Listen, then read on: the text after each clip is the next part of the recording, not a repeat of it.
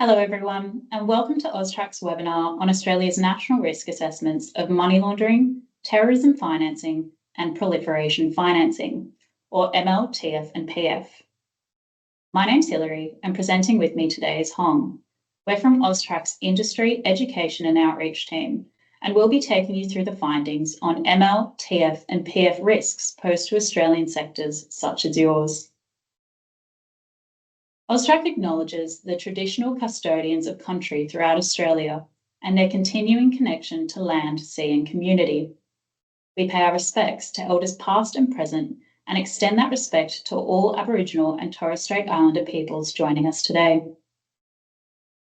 The purpose of today's session is to provide you with contextual information on the scale and impact of the risks associated with ML, TF and PF.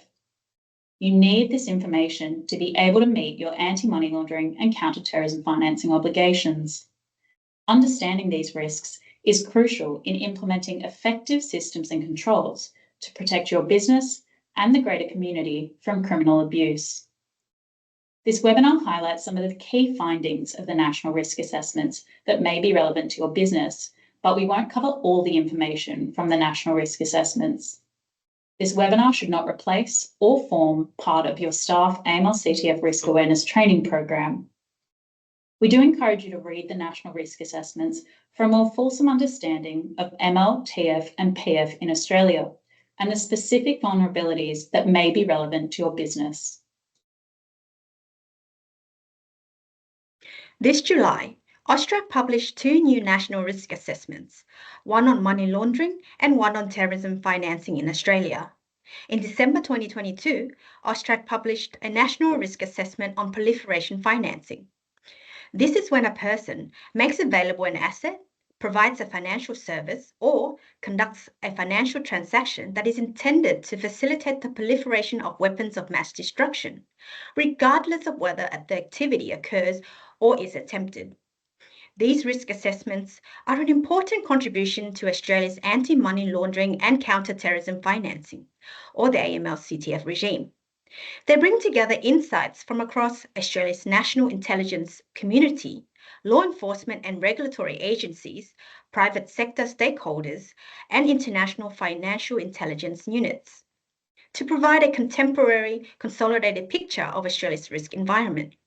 They also highlight where efforts to combat money laundering, terrorism financing, and proliferation financing can be improved. AUSTRAC completed these national risk assessments as Australia's financial intelligence unit. However, we would like to acknowledge over 50 partner agencies who made important contributions to the risk assessments, including law enforcement, intelligence agencies, regulators, social services, and taxation authorities at the Commonwealth and state level. When it comes to developing or updating your business MLTF risk assessment, you must take into account AUSTRAC guidance and feedback that is relevant to your business MLTF risks. This includes relevant information from the national risk assessments. The information in the national risk assessments and today's webinar is important to consider, as it may alert you to the risks that you were not aware of. Levels of risk are constantly changing, as are the crimes that generate illicit funds for ML, TF, and PF activity.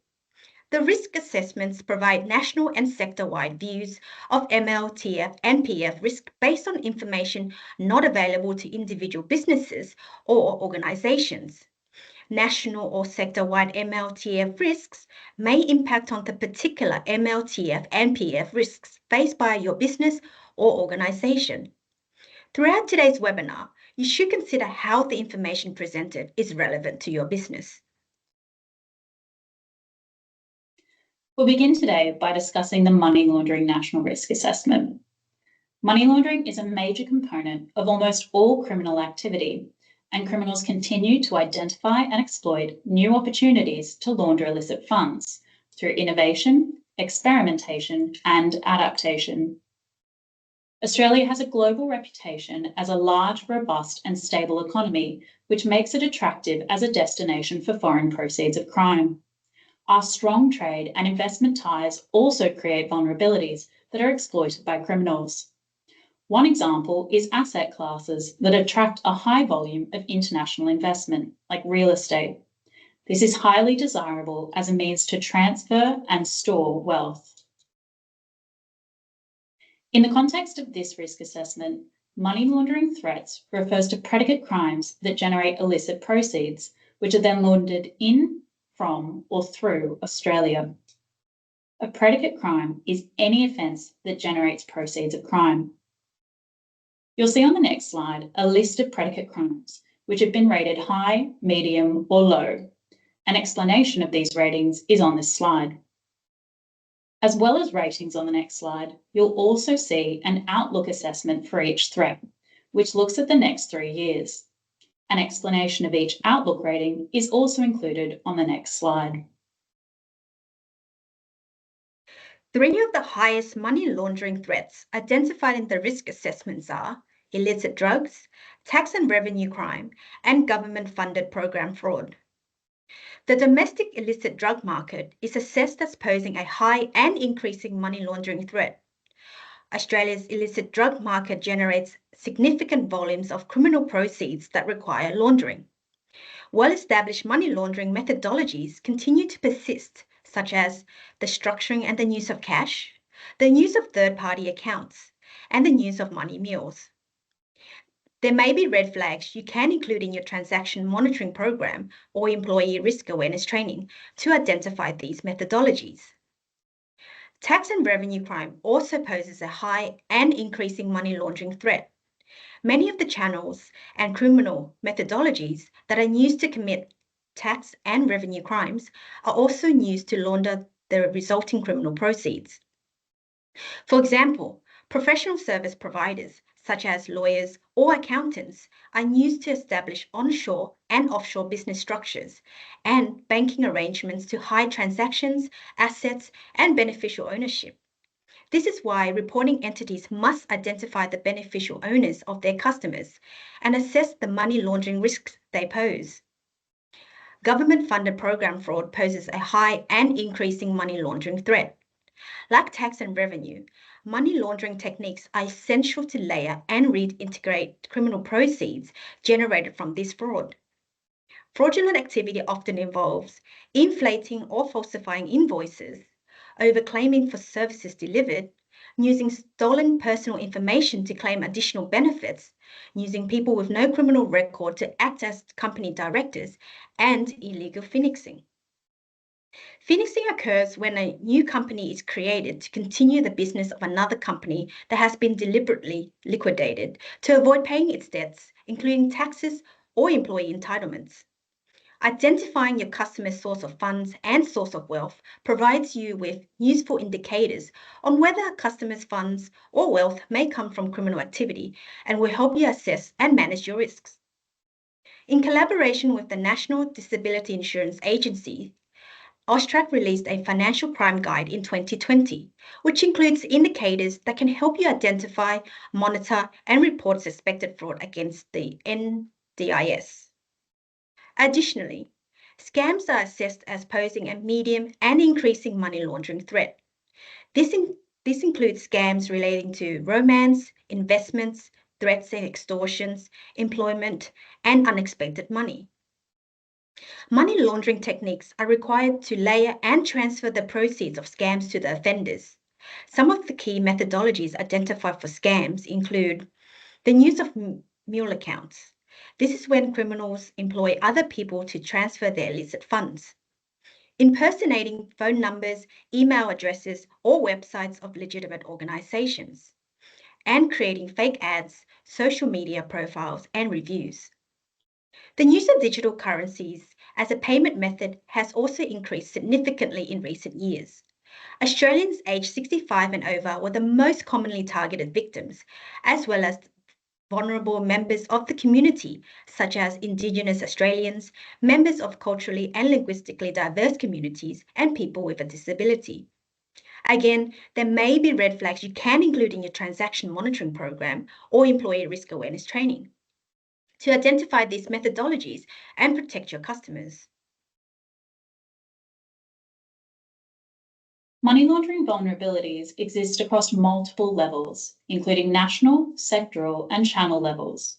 Channels refers to the way in which money is being laundered, such as through cash-intensive businesses or remote delivery channels like ATMs and internet or phone banking. You'll see on the next few slides a list of sectors and channels relevant to your business. Each of these have been rated very high, high, or medium in terms of the overall assessment of their money laundering vulnerability. An explanation of the ratings is on this slide. I'll start with the money laundering vulnerabilities assessed for remittance service providers. While those of you here are likely registered with AUSTRAC, there's still a cohort that remain unregistered, and they've been assessed as posing a high and increasing vulnerability.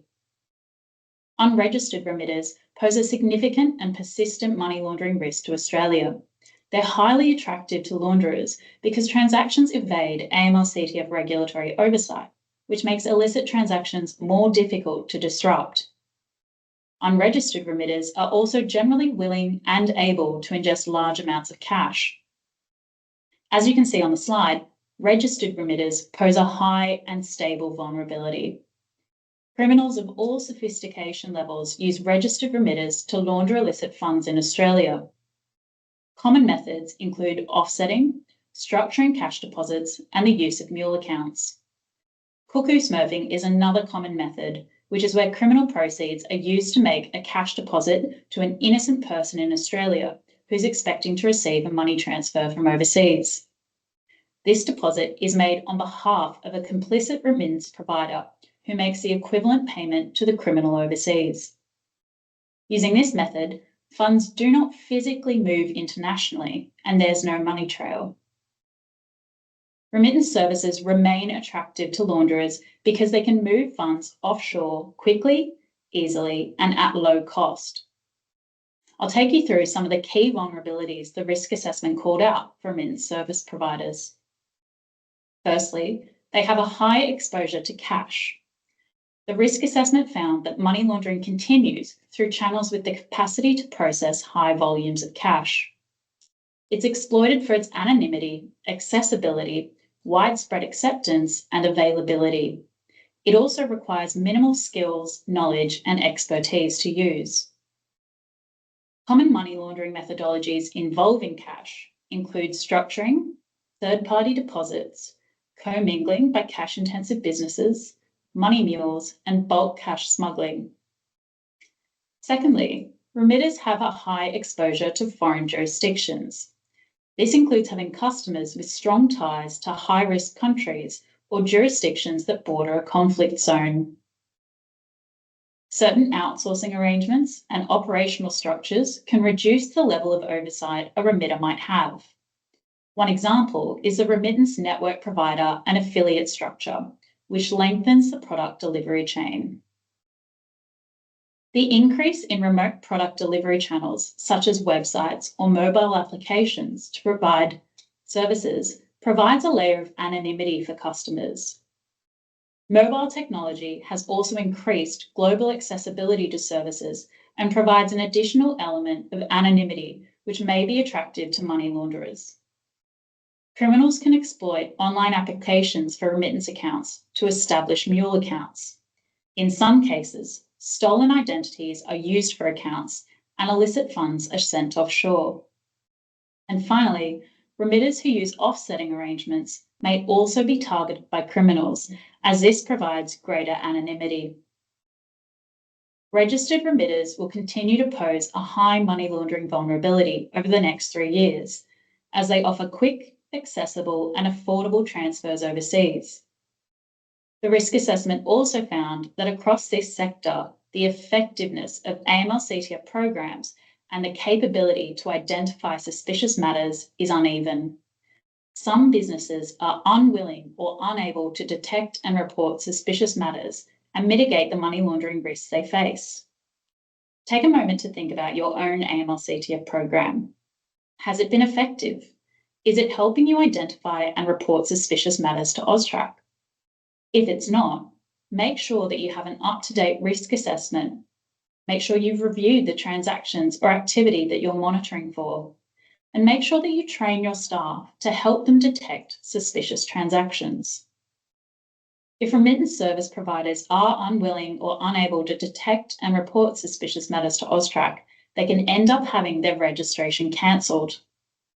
Some remittance service providers also provide digital currency exchange services, or DCE services. Exchanges between remittance and digital currency is an emerging money laundering vulnerability. When value is moved offshore through digital currency without cash being taken out at either side, the transfer chain is less visible. These businesses offering both remittance and digital currencies may be more attractive for criminals who want to spread their money laundering activities to hide visibility of transactions. We'll look at the findings for the DCE sector and those offering online payment services on the next few slides. As you can see on the slide, digital currency exchanges are assessed as posing a medium and increasing money laundering vulnerability. Under the AML-CTF Act, regulation of digital currencies is currently limited to digital currency to fiat currency and vice versa. This means digital currency to digital currency payments, such as those made between criminal groups, are only visible to law enforcement and regulators with blockchain monitoring tools where the wallet address is known. Australian criminals largely exploit DCEs to move low-value criminal proceeds offshore. Criminals often obscure transactions by transferring digital currency through multiple registered exchanges and decentralized exchanges. Once the funds have been sent to an external address, the original DCE can no longer attribute the digital currency to their customer. DCEs offer speed, global reach, pseudonymity, and can facilitate funds flows to and from foreign jurisdictions with low visibility. The near instant and irreversibility of transactions present a persistent challenge in detecting and disrupting illicit transactions before funds leave wallets. The operation of digital currency ATMs is an emerging vulnerability, as it allows criminals or their victims to buy and sell digital currency with cash. Reporting entities offering this service are therefore exposed to the cash-related money laundering vulnerabilities we discussed on the last slide. The use of digital currency as a value transfer mechanism is assessed as posing a high and increasing money laundering vulnerability. Digital currencies allow criminal groups to move funds across borders quickly, cheaply, and pseudonymously. Digital currency as a transfer of value mechanism is a complementary channel to traditional and entrenched money laundering channels. Criminals laundering in the digital currency market use unsophisticated methods to move funds offshore quickly, which there are examples of in the risk assessment. The use of digital currency as a value transfer mechanism will pose an increasing money laundering vulnerability over the next 3 years. As the use of digital currency expands for the legitimate news, opportunities for criminal news will also increase. The use of digital currency as a store of value mechanism is assessed as posing a medium and increasing money laundering vulnerability. Intelligence suggests that Australian criminal groups are less likely to use digital currency as a store of value mechanism because it's volatile and has low liquidity compared to other traditional mechanisms. Stablecoins are favoured by some domestic criminals due to their perceived stability and use as a hedge against price volatility. Storing digital currency in cold wallets assists criminals to hide their wealth from regulatory and law enforcement agencies. However, cold wallets are often tangible and therefore easier to restrain and confiscate by law enforcement once detected. The use of digital currency as a store of value mechanism will pose an increasing money laundering vulnerability over the next 3 years. The exploitation of asset-backed stablecoins and mainstream digital currency is likely to continue due to their price stability, high accessibility and ease, and speed in converting to other coins and fiat currency. One of the case studies in the risk assessment is a good example of how money can be laundered through some of the digital currency channels we have just discussed. AUSTRAC recently identified a matter in which it was alleged that multiple digital currency ATM operators and financial institutions were being used to move substantial funds gained through suspected scam activity into cryptocurrency. There were reportedly over 100 transactions involving a significant transfer of funds. One of the scam victims alone deposited a substantial amount into an account set up to facilitate the scam. The perpetrators transferred those funds through multiple accounts, including depositing into the digital currency ATMs to layer and create distance from the source of funds. Multiple unique wallets were also used to layer and cloak the existence of the scam activity through the digital currency ATMs. The assessment found that the effectiveness of AML-CTF controls in this sector are generally of a moderate standard.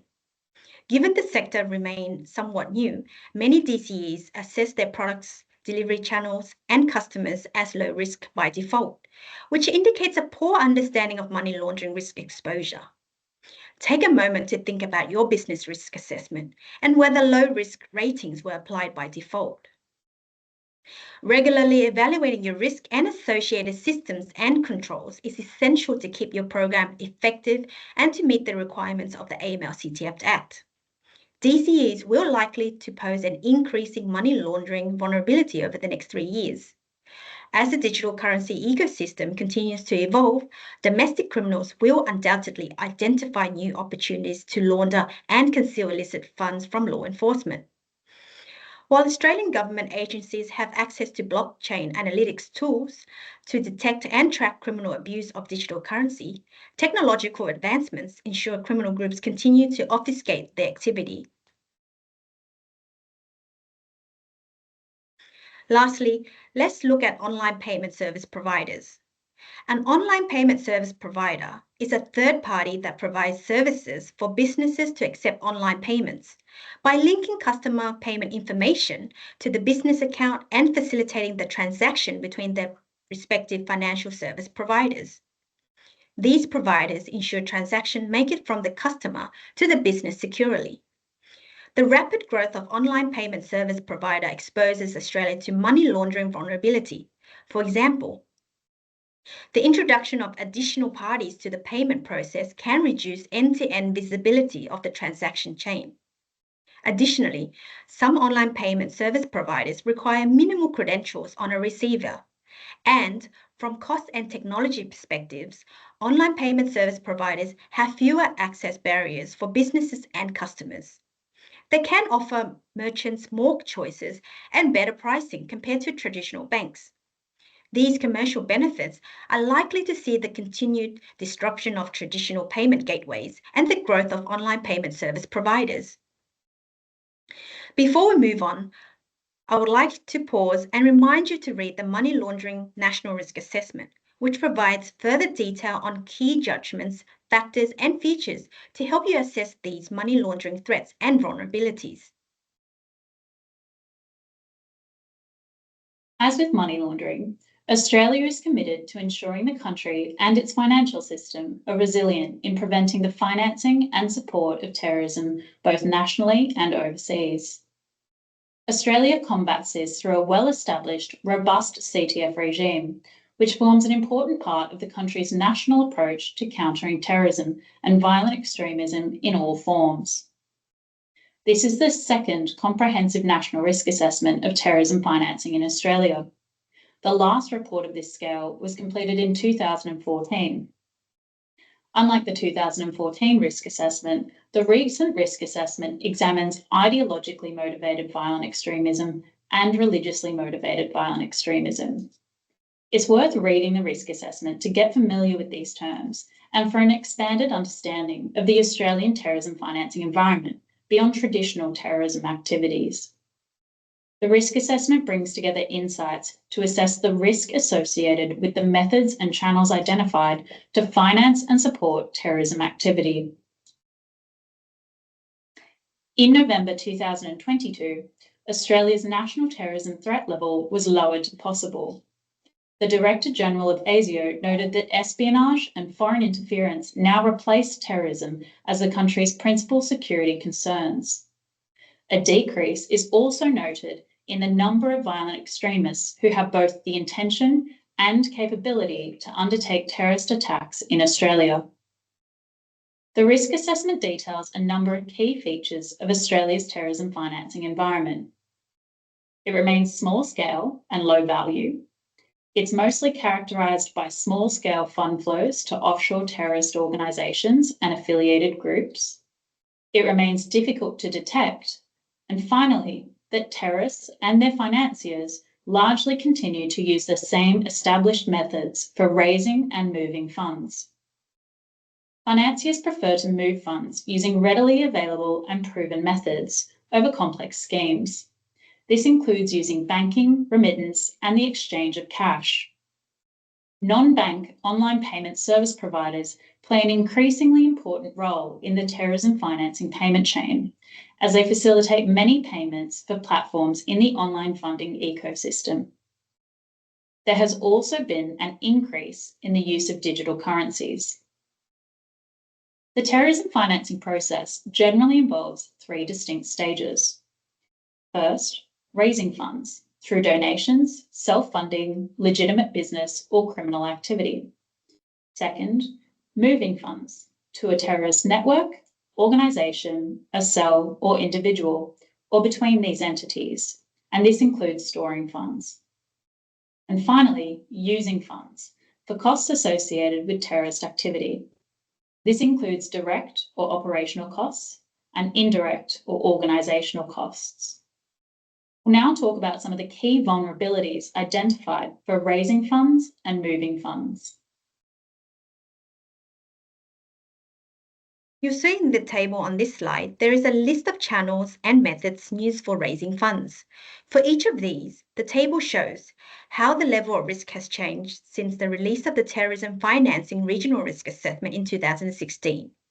It also shows a risk rating of the current overall assessment for religiously and ideologically motivated actors, being high, medium, low, or very low. An assessment of how the risk is likely to change over the next 3 years.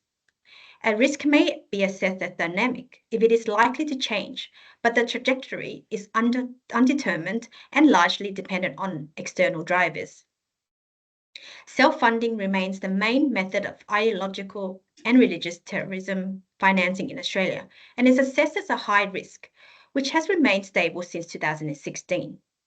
It generally involves very low to low value transactions, for example, between $5 and a few $1,000s. This and the fact that funds are almost always sourced through legitimate activity makes it very difficult to detect and distinguish from ordinary behaviour.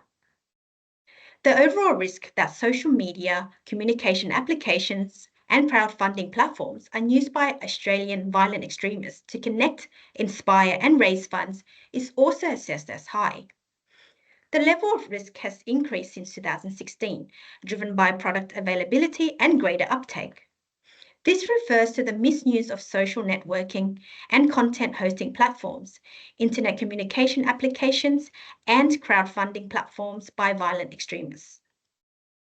Payments can be made in the online funding ecosystem in a number of ways, including transfers or deposits into a nominated bank or remittance account, contributions made directly through platforms in the ecosystem, which are facilitated by online payment service providers or transfer of digital currency.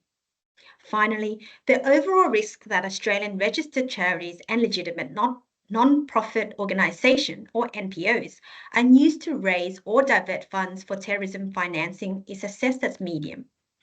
This has remained largely stable since Australia's sectoral risk assessment in 2017. Registered charities and legitimate NPOs can be established with the genuine intent to undertake charitable activity, which unintended illicit diversion occurring downstream. This usually involves an NPO that is acting in good faith but has limited control and ability to ensure funds are used for their intended purpose. Suspected terrorism financing plots involving legitimate NPOs have largely involved simple methods for raising and moving funds overseas. Donations are accepted by direct bank transfer, online payment service providers, cash, and increasingly digital currency. Traditional banking and remittance service providers are commonly used to move funds overseas. Informal remittance channels, such as hawala and cash couriers, are also used to a lesser extent, particularly by NPOs that have been de-risked by major financial institutions. Now we'll look at the terrorism financing risks for moving funds. The overall risk that remittance service providers are being used to move funds offshore for terrorism financing is assessed as high. The level of risk has remained stable since 2016 as remitters continue to provide a proven channel for financing terrorism. Remitters are particularly popular for funds flows to places where formal banking networks may not operate, including high-risk jurisdictions. One of the key findings in the risk assessment is that registered remitters are used to transfer funds overseas by both ideological and religious actors. And sometimes religious actors are actually linked to the remitters that they exploit. Transactions are usually low value, approximately several hundred to a few $1,000s each. These can be difficult to distinguish from legitimate financial activity. Methods to remit funds are largely unsophisticated. In most cases, little effort is made to hide the source or destination of funds. However, third-party intermediaries are sometimes used to complete remittances in order to hide the end beneficiary of illicit transfers. Unregistered remittance dealers have been used by religiously motivated actors. Use by ideologically motivated actors is assessed as much less likely. As with registered remittance providers, religiously motivated actors are sometimes linked to the unregistered remittance dealer that they exploit. The use of offsetting by religiously motivated actors is well documented globally and has been observed in Australia as well. Its use by ideologically motivated actors has not yet been observed. As with money laundering, vulnerabilities for the remittance sector are presented by a high exposure to high-risk foreign jurisdictions, remote product delivery channels such as websites or mobile applications, certain outsourcing arrangements that reduce the level of oversight, and offsetting arrangements. Now let's take a look at digital currencies. The risk of digital currencies being used to move and store funds for terrorism financing is assessed as high. This level of risk has increased since 2016, driven by technological and product advancements and greater consumer uptake. Digital currencies also remain exposed to a range of inherent vulnerabilities that create exposure to terrorism financing threats and can complicate efforts to combat misuse. The use of digital currency by violent extremists across both spectrums is increasingly identified in Australia, and the Hamas-Israel conflict has also caused an increase. In Australia, recent detections include direct, low-value cryptocurrency flows from Australian entities to wallet addresses reportedly controlled by offshore terrorist organisations. The use of privacy coins and stablecoins have also been observed and will likely remain popular, particularly during periods of market volatility. Other services likely misused for terrorism financing are transfer of coins through peer-to-peer traders within international or decentralised DCEs to hide the source and destination of funds, the use of crypto ATMs to on-ramp funds, and the use of mixer services to further the distance from the original source and wallet holder. As with money laundering, vulnerabilities are also presented by speed, global reach, and pseudonymity and anonymity of transactions, and the near instant and irreversibility of transactions. The digital currency ecosystem will remain attractive to terrorist financiers so long as it maintains its core features of privacy, pseudonymity, and accessibility. Finally, the risk of non-bank online payment service providers being used to move funds for terrorism financing is assessed as high. The level of risk has increased since 2016 in line with its increased uptake by the general community. Online payment service providers facilitate a range of low-value payments onshore and offshore for illicit actors across both spectrums. Few examples of sophisticated activity have been observed.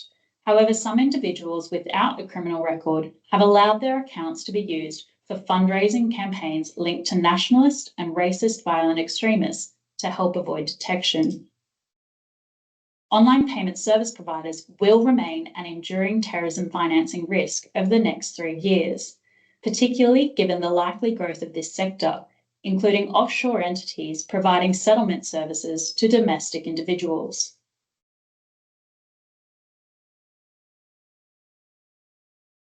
In December 2022, AUSTRAC published a national risk assessment on proliferation financing. The results of this risk assessment found that Australia is primarily targeted by state-based or linked procurement networks that wish to exploit a range of sectors to export restricted, sensitive, or dual-use goods and knowledge. Procurement networks targeting Australia operate on behalf of North Korea and Iran, as well as other countries of proliferation concern. Other significant proliferation financing threats include the use of third country nationals to facilitate proliferation financing and evade sanctions, and the exploitation of Australian citizens to source and export sensitive technologies and knowledge for use by actors of proliferation concern. All reporting entities must have risk-based systems and controls in their transaction monitoring programs to identify and report suspicious matters. This includes monitoring for suspicions that individuals or businesses are attempting to avoid Australia's sanctions laws in connection with the provision of a designated service or a request to provide a service. I encourage you to take the time to read the Proliferation Financing National Risk Assessment for a more fulsome picture of the threats and vulnerabilities identified and how these may relate to your business. Again, you must take into account AUSTRAC guidance and feedback that is relevant to your business MLTF risks when developing or updating your business risk assessment. AUSTRAC recently published updated guidance on taking AUSTRAC guidance and feedback on MLTF risks into account to help you assess your MLTF and PF risks. The updates include a range of guidance products AUSTRAC publishes on these risks. We have discussed a number of observations made during the risk assessments regarding the effectiveness of your AML-CTF programs, your understanding of your risks, and your capacity to identify suspicious matters and report them. Having a robust AML-CTF program in place, including a comprehensive risk assessment, will help you mitigate and manage your MLTF and PF risks and protect your business and customers. I encourage you to take the time to read this guidance as well as the national risk assessments to ensure you understand your business risk obligations, your MLTF and PF risks, and the relevant AUSTRAC guidance and feedback that you need to consider.